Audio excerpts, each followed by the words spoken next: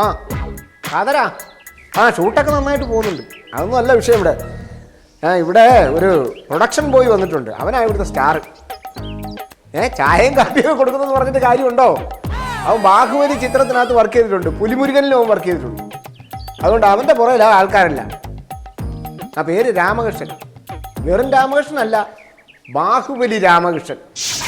ഒരു lime juice വേണ്ട രാമകൃഷ്ണ, മതി രാമകൃഷ്ണ. പിന്നെ ഈ ബാഹുബലിയില് പ്രഭാസ് ലൈം ജ്യൂസ് ഒക്കെ കുടിക്കൂ? എന്തോ ചോദ്യം സാർ. ജ്യൂസാണ്. പുള്ളി കട്ടിയായിട്ടുള്ള ആഹാരം ഒന്നും കഴിക്കില്ല. ഓരോ സമയത്ത് രാമകൃഷ്ണ എന്നെ വിളിക്കുന്നത് രാമകൃഷ്ണ ഡു റെസ്പെക്ട്. ഓ, അവിടെ അങ്ങനെ ഉണ്ടല്ലോ. അങ്ങനെ പരസ്പരം ഭയങ്കര ഡു ഇട്ട റെസ്പെക്ട് ആണോ? രാമകൃഷ്ണ ഡു എന്നെ വിളിക്കും. പിന്നെ അവിടുത്തെ ഒരു കാര്യം ഉണ്ടല്ലോ, ലൈം ജ്യൂസ് ഒന്നും ഇല്ല അവിടെ. ഇല്ലേ? എല്ലാവർക്കും orange juice. Orange juice? Orange ജ്യൂസേ ഉള്ളൂ സാറേ. ഓരോരുത്തരും സെറ്റിൽ തന്നെ 10,000 പേര്. 1000 പേർക്ക് ഇതില് പ്രഭാസ് സാറിന് ഞാൻ തന്നെ കൊടുക്കണം. അത് വളരെ നിർബന്ധമാണ്. ഞാൻ ഓറഞ്ച് ജ്യൂസ് കൊണ്ട് കൊടുക്കണം. അതെ, ഏറ്റവും ഓറഞ്ച് ജ്യൂസ് എന്ന് പറഞ്ഞാണ്ടല്ലോ, കുരു പുള്ളിക്ക് പാടില്ല. കുരു, ഓറഞ്ചിന്റെ കുരു, ആ കുരു എടുത്തിട്ട് ജ്യൂസ് അടിച്ചുകൊണ്ട് കൊടുക്കണം. അത് ഞാനേ ചെയ്യും. ബാക്കിയെല്ലാവരും കുരുവും കൂടെ അടിച്ച് മിക്സ് ചെയ്തുകൊണ്ട് കൊടുക്കും. അതുകൊണ്ട് വലിയ കാര്യമുണ്ടല്ലേ. ഞാൻ മലയാളം പഠിപ്പിച്ചു കൊടുത്ത് പ്രഭാസിന് രാമേഷന്റെ മലയാളം പഠിച്ച് അഭിനയിക്കണം എന്ന് പറഞ്ഞിരിക്കുക. ലാലേട്ടനൊക്കെ ഭയങ്കര ഇഷ്ടമാണ്. മമ്മൂക്കയുടെ കൂടെ അഭിനയിക്കണം. എന്റെ കാര്യം എന്തെങ്കിലും പറഞ്ഞോ?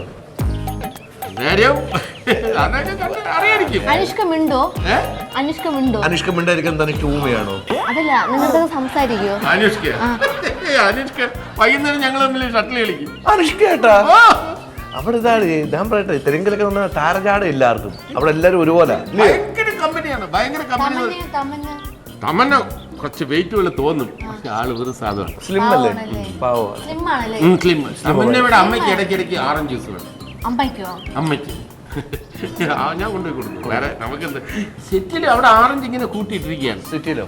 അല്ല, സെറ്റില് ഈ ബാഹുബലിയുടെ ഈ മല പോലെ തന്നെ ഓറഞ്ച് ഇങ്ങനെ കുമിഞ്ഞ് കിടക്കുന്നു.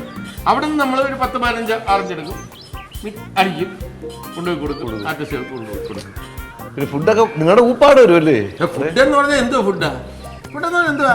ഇപ്പൊ സാധാരണ മലയാള സിനിമയിൽ ഒന്നീ ചിക്കൻ അല്ലെങ്കിൽ മട്ടൺ. അവിടെ മട്ടൺ ഉണ്ട്, ചിക്കൻ ഉണ്ട്. എന്തൊരു ചോദ്യം! ആരും പറയണ്ട, ബീഫും ഉണ്ട്. അതിന്റെ പേരിലൊന്നും അവിടെ ഒരു ഇഷ്യൂ ഇല്ല. ബീഫൊക്കെ എല്ലാവരും ബീഫെന്ന് പറഞ്ഞാൽ ഇഷ്ടം. കഴിച്ച് ആൾക്കാർ മടുത്തു. നമ്മുടെ നാട്ടിൽ നിന്ന് ഒരുത്തം അവിടെ വന്നിരുന്നു. അടക്കം ഈ ആൾക്കൂട്ടത്തിന്റെ ഇടയിൽ വർക്ക് ചെയ്യാൻ വേണ്ടി. അവൻ വന്നപ്പോൾ 49 കിലോ ആയിരുന്നു. തിരിച്ചു പോയപ്പോൾ അവന് 110 കിലോ ആയിരുന്നു. ഡെയിലി ഇറച്ചി അടിച്ച് ഞാൻ പറഞ്ഞു, എടാ നിന്റെ ആരോഗ്യം. അവൻ കഴിച്ച അവസാനം ഷൂട്ടിംഗ് തീർന്നപ്പോൾ അവൻ ഇത്രയും വണ്ണമുണ്ട്. അവന് വീട്ടിൽ ചെന്നപ്പോൾ ആളെ തിരിച്ചറിഞ്ഞില്ല. കാശാ അതൊന്നും അങ്ങനെ കാശ് വെട്ടിക്കിട്ട സാറേ. നമുക്ക് കാശ് ഇഷ്ടം പോലെ തരികയില്ലേ, പിന്നെ നമുക്ക് എന്ത് പാട്. ലേഡീസ് ആർട്ടിസ്റ്റ് കഴിക്കുന്നവരും ഉണ്ട്, കഴിക്കാത്തവരും ഉണ്ട്.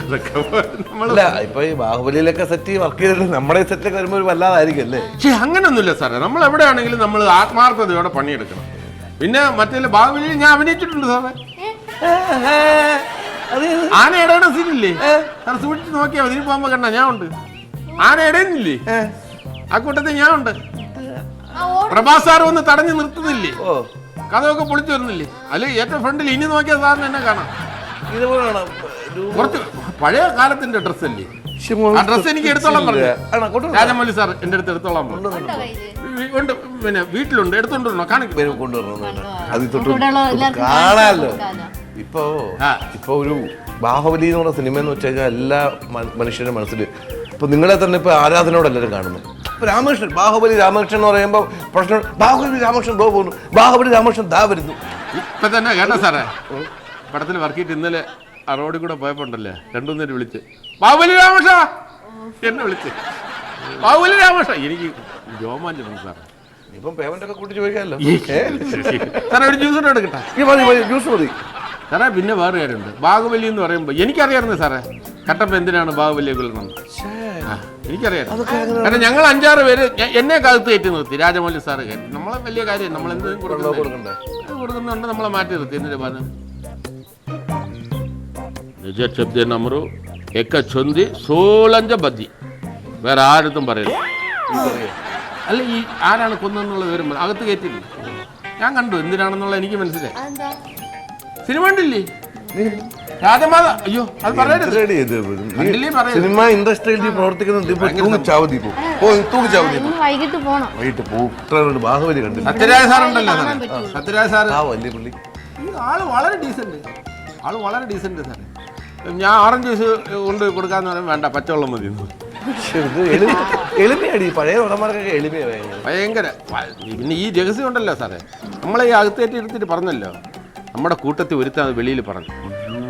ഇതാണ് നമ്മൾ ചുമ്മാ ഒരുത്തിനെ കൊണ്ട് കയറ്റി കഴിഞ്ഞത് പ്രശ്നമാണ്. വെളിയിൽ പറഞ്ഞു, അവനെ പിന്നെ പൂട്ടിയിട്ട് സെറ്റിൽ പൂട്ടിയിട്ട് പിന്നെ പടം റിലീസ് ചെയ്തതിന് ശേഷമാണ് അവനെ പുറത്തിറക്കി വിട്ടത്. ഇല്ലെങ്കിൽ പറഞ്ഞു അങ്ങനെയൊക്കെ ഉണ്ടല്ലേ? അതായത് ഈ പടത്തിന് അങ്ങനെ ആദ്യമേ പറഞ്ഞു, ഇവര് രഹസ്യം വെളിയിൽ പോരുന്ന ആദ്യമേ പറഞ്ഞു. രാജമൗലി സാർ രഹസ്യം പോയി അപ്പഴേ പൂട്ടിയിടും അവിടെ. പൂട്ടിയിട്ട് പിന്നെ റിലീസിന് ശേഷം അവന് തുറന്നു വിട്ടു. ഇപ്പൊ അവൻ താടിയൊക്കെ വളർത്തി, അവന്റെ താടി ഇത്ര ഉണ്ട്. അവരൊന്നും കേസൊന്നും എടുക്കത്തില്ല. ഇല്ല വീട്ടു നടങ്കൽ എന്ന് പറയത്തില്ലേ, നമ്മള് സെറ്റ് നടങ്കൽ എന്ന് പറയും. സെറ്റിൽ ആഹാരവും കൊടുക്കുമല്ലോ, വെളിയിറക്കി വിട്ടില്ല. താടിയൊക്കെ വളർത്തി ഇതുവരെ ഉണ്ട് താടി. പാവം. ഞാൻ ചോദിച്ചു എന്തിനാ നീ രഹസ്യം പറയാൻ പോയത്? എന്തിനാ പറയാൻ പോയെ? ഇത്ര സ്വാതന്ത്ര്യമായിട്ട് കയറ്റിയെടുപ്പ് നമ്മൾ ചെയ്യുന്ന മോശമല്ല. എനിക്ക് വേണമെങ്കിൽ പറയാറുന്നല്ല, എനിക്ക് വേണമെങ്കിൽ എൻ്റെ അടുത്ത് പറഞ്ഞ രൂപ തരാം, മദ്യം വാങ്ങിച്ചു തരാം. നമ്മളത് ചെയ്യില്ല. അത് നന്ദി കേട്ടോ. നമ്മുടെ ചോറല്ലേ, പിന്നെ ചോറ നമ്മുടെ ചോറല്ലേ. അതല്ല അവിടെ പച്ചരി അല്ലേ? അവര് പച്ചരി ഉണ്ട്, പിന്നെ പുഴുക്കലരി ഉണ്ട്, ചമ്പാവരി എല്ലാം ഉണ്ട്. എല്ലാം പറയും. 1000 ആൾക്കാരില്ലേ, പല ടേസ്റ്റ് അല്ലേ, പല ടേസ്റ്റ് അല്ലേ. എല്ലാവരും ഫുഡ് കൊടുക്കണ്ടേ? രാജമൗലി സാർ ചില ദിവസം ആഹാരം കഴിക്കാൻ മറന്നു. ടെൻഷൻ കാരണം ഇങ്ങനെ മറ്റേ ഇതിന്റെ സംഭവങ്ങൾ റോപ്പൊക്കെ ഇവിടെ തന്നെ ഞാൻ എത്രയോ ആഹാരം കഴിക്കാതിരുന്നിട്ടുണ്ട് ടെൻഷൻ കാരണം. അവരുടെ കാര്യം പറയാണോ?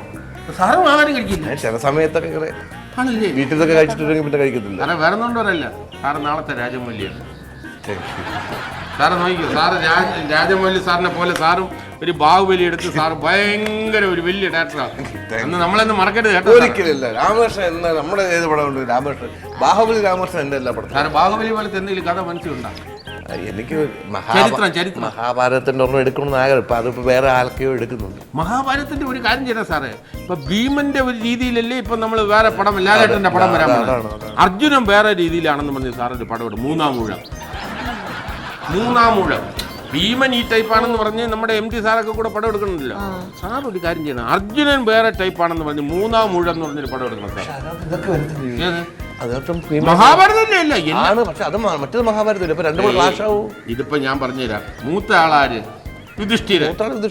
യുധിഷ്ഠിരന്റെ കഥ വേറെ വന്നാ ഒന്നാം ഊഴം, ഭീമന്റെ വന്നാ രണ്ടാം ഊഴം, അർജുനന്റെ വന്നാ മൂന്നാം ഊഴം, നകുലന്റെ കഥ വേറെ രീതിയിലൊക്കെ എഴുതി വന്നാ നാലാം ഊഴം, സഹദേവന്റെ ആണ് അഞ്ചാം ഊഴം. അതങ്ങനെ എടുത്തു നോക്കണം. മഹാഭാരതം എന്നിട്ട് അവസാന കഥ മഹാഭാരതം വേറെ രീതിയിൽ നിന്നൊക്കെ എടുക്കാം. മഹാഭാരതം വീണ്ടും എന്നൊക്കെ പറഞ്ഞ് സാർ എടുത്തു നോക്കണം. രാമകൃഷ്ണൻ പറഞ്ഞ കറക്റ്റ് ഒക്കെയാണ്, പക്ഷേ ഈ കഥാപാത്രങ്ങളെല്ലാം കൂടെ വരുമ്പോൾ പ്രശ്നമാവും. ഇല്ല, പ്രശ്നമില്ല സാറേ. സാറിന്റെ മനസ്സിൽ ആരാണ് അർജുനനായിട്ട്? എന്റെ മനസ്സിൽ അർജുനായിട്ട് 2-3 നടന്മാരിങ്ങനെ ഉണ്ട്. എന്നാലും ആരായിരിക്കും സാറിന്റെ മനസ്സിൽ പെട്ടെന്ന് പറയുന്ന ആര്? നെടിവള്ളത്തോള്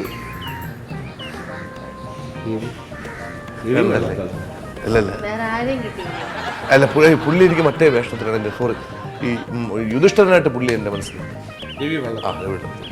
പിന്നെ അല്ലെന്നുണ്ടെങ്കിൽ നമുക്ക് തമിഴിന്നുള്ള ആഗ്രഹം. ഭീമനായിട്ട് എൻ്റെ മനസ്സിലുള്ളത് ഇടവേള ബാബു. ഓക്കെ അല്ലേ? ഇടവേള ബാബു. അല്ലെങ്കിൽ പിന്നെ നമുക്ക് തമിഴിൽ അങ്ങനെ പോട്ടെ.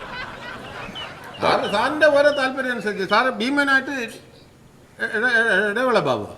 പുള്ളി തടിയൊക്കെ ഉണ്ടല്ലോ, അത്യാവശ്യം തടിയുണ്ട് അല്ലേ? ഇപ്പൊ ഞാൻ സാർ അങ്ങനെ പ്ലാൻ ചെയ്യണം. നോക്കാം, ഹെൽപ്പ് വേണം കേട്ടോ.